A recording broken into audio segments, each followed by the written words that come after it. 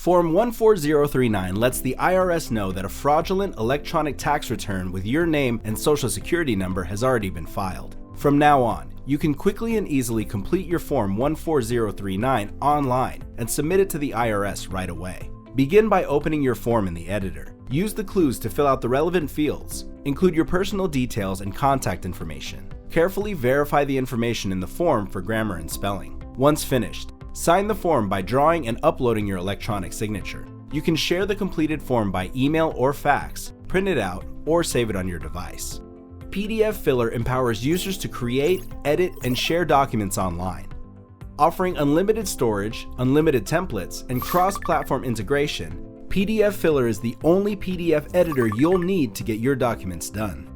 Sign up for a free 30-day trial of pdfFiller and discover powerful PDF functionality with no obligations.